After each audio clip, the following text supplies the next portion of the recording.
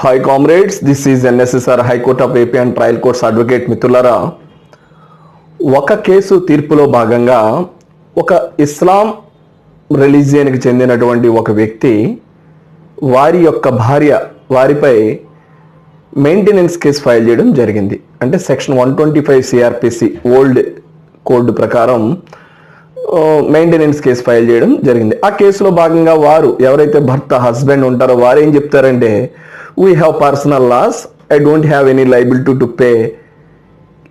To pay maintenance as per CrPC అని చెప్పేసి, ఏదైతే ఈ సిఆర్పిసిలో 125 సెక్షన్ ఉందో ఇది నాకు అప్లై కాదు, మాకు పర్సనల్ లాస్ ఉన్నాయి, పర్సనల్ లాస్ ప్రకారం నేను మెయింటెనెన్స్ ఇవ్వనవసరం లేదు అని చెప్పి వారు వాదన తీసుకోవడం జరిగినప్పుడు గౌరవ కోర్టు వారు ఏం చెప్పారంటే, సెక్యులర్ క్యారెక్టర్ కలిగినటువంటిది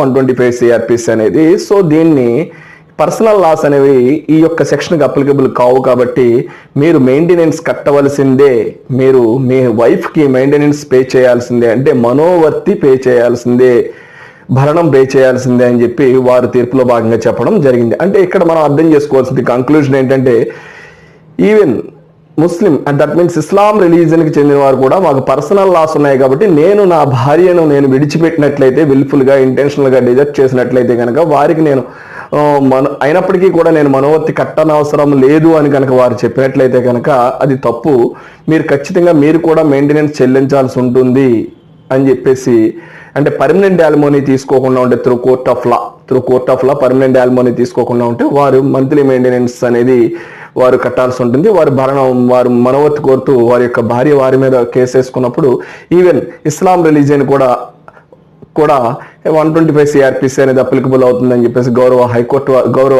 కోర్టు వారు వారి యొక్క తీర్పులో చెప్పడం జరిగింది. This is NSSR. If you have any problem please contact 9855909559.